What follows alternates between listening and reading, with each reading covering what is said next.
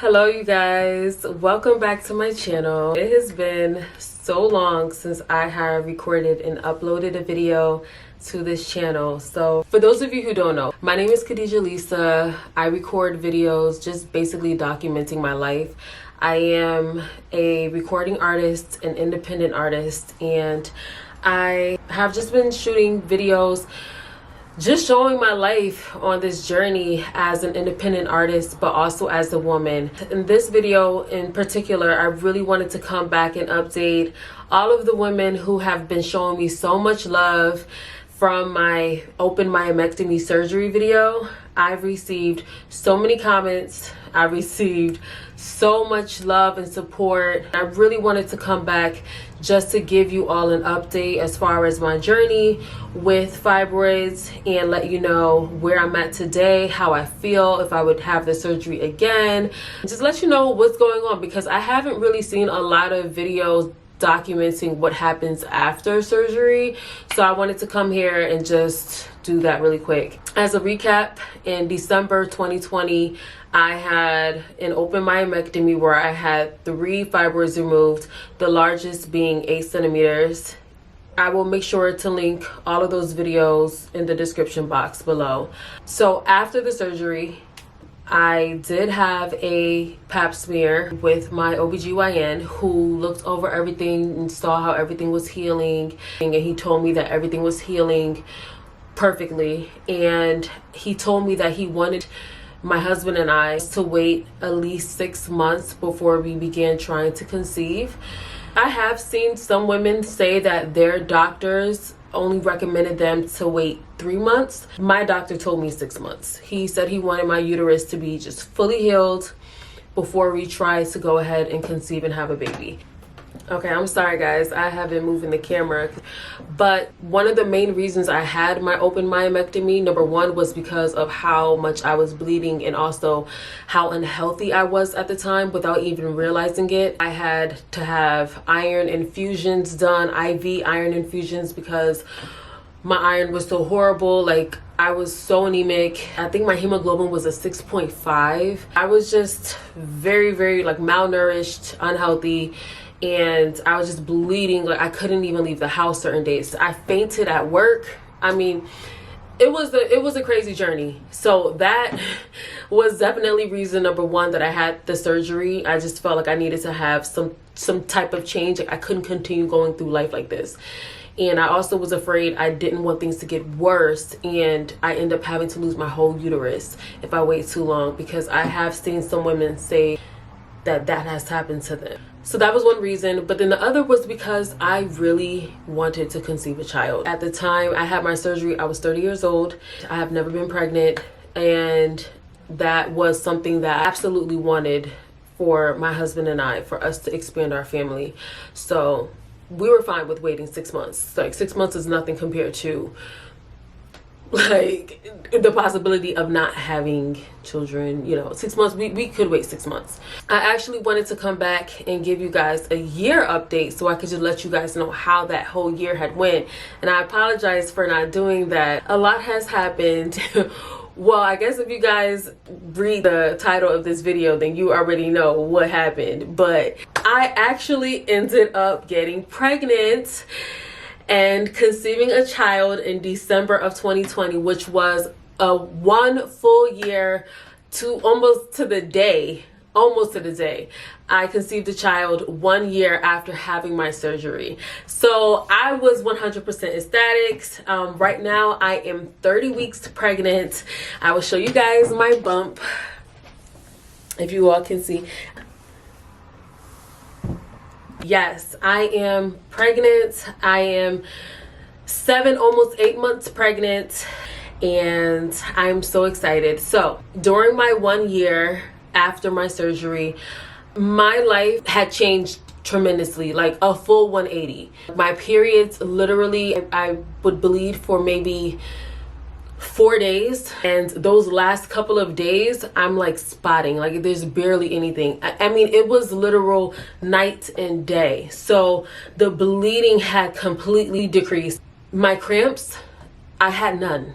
like no cramps whatsoever. I didn't have any more dizzy spells. I could work out with ease, no issues. I had more stamina. I could work out for much longer. I honestly just felt healthier. So 100%, if I had the chance to go back and do it all over again, I would 100% have my open myomectomy again, because it completely changed and transformed my life for the better. So if anyone is questioning whether or not they want to have it done, I would say just go ahead and go for it, girl, because it's literal night and day. So in June of 2021, my husband and I did begin trying to conceive.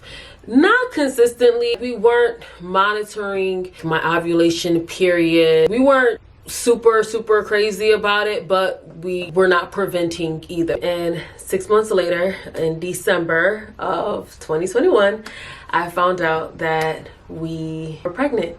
And the baby is due to come next month, August. What I will say is that even prior to having the myomectomy, I had to sign off on documentation that I understood moving forward, all of my children I would need to have via C-section.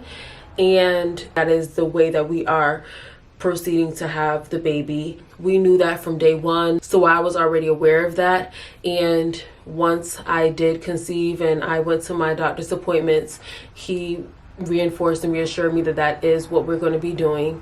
The reason why, because I've gotten a lot of questions, where they cut you in your uterus, that area is now weakened because now it's scar tissue. It's just not a fully intact uterus anymore. Even though they sewed it back up and, you know, did everything, that area where they cut is weaker. So what they're afraid of is if I were to go through the labor process and my body were to go through contractions, during each contraction, that area, that line that had been cut can rupture and then I bleed out. So that would be, obviously, that would be detrimental to both me and the baby.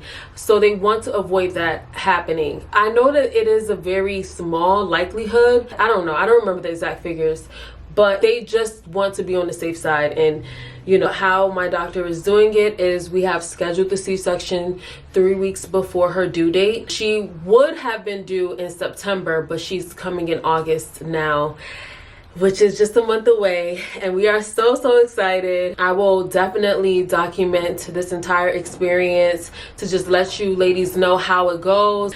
Having a myomectomy is very similar to a C-section. It's essentially the same surgery. It's just that instead of pulling out a baby, they cut you open and they start cutting off the fibroids. So I've been through the healing process once before, and my doctor did tell me that having a C-section, usually women heal much faster and much better when they have C-sections as opposed to myomectomies. I'm not sure if it's just the connection in which our bodies understand what happened, being that there was a baby inside the uterus, and once you give birth to the baby and the placenta is no longer there, that the body understands what happened and it does a better job at healing from that, as opposed to when someone just randomly cuts into your body and just starts cutting things off in your body. Maybe, I don't know, I'm just assuming that makes sense to me, that your body just understands why this change has occurred. Overall, I just wanted this video to be an update to just let you all know that yes, I am pregnant. So for any woman who is contemplating having the myomectomy, I want them to understand that going through fibroids and going through the struggle of having them, that does not have to be your story. That does not have to be your struggle. Everyone's decision is their own, but for me, it has been the greatest decision I have ever made. I am literally living my dream at this moment, because my biggest dream, as opposed to everything else in my life, was always to be a mother. And that wasn't possible prior to me having my surgery. It wasn't possible because even if my body were to allow myself to get pregnant, which it wouldn't, because I had nothing to give a baby. Like, I had no nutrients, I had nothing at all to give. If it had, it would have been an awful pregnancy, being that there was already no room for the baby. Before I forget, during my myomectomy, I did have 3 fibroids removed. They left 1 fibroid because it was small and it was an area that was a different part of the uterus. The doctor did not foresee that fibroid being an issue. So I do still have 1 fibroid. That 1 fibroid is 3.5 centimeters from my last ultrasound, which was done at the 3-month. I think I was around 12 weeks. When I was around 8 weeks, it had grown and it had become 4 centimeters. So after that first trimester, I do know that the first trimester is really intense, and it is all the hormones pumping into your body, and oftentimes it feeds the fibroid if there is one there, and it tends to grow during that time period. And after that first trimester, when now the baby is receiving all of the hormones and everything it needs through the placenta, then your body is not overloaded with all of these hormones, and your body tends to go back to kind of normal, but not normal because you're pregnant, but it goes back. And so that's when the fibroid might shrink, and that's what happened with me. So the last time I checked, the fibroid was at 3.5 centimeters. It's in the back.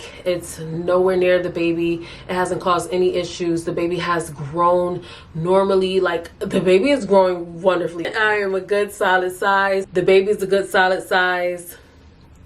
So I think I'm going to go ahead and close out this video. I hope you guys enjoyed. I hope I answered any questions that you all may have had about what life may be like after having fibroids. And just to give you guys an example so you can see somebody who went through the experience and where they're at today. For me, it's been life-changing. I would not have changed my decision for the world. I feel so blessed and fortunate. Hi, boo-boo. If you haven't already, please give this video a big thumbs up. If there's any questions, leave them down below. I'm going to be coming back and talking more. And yeah, I hope to see you in my next video.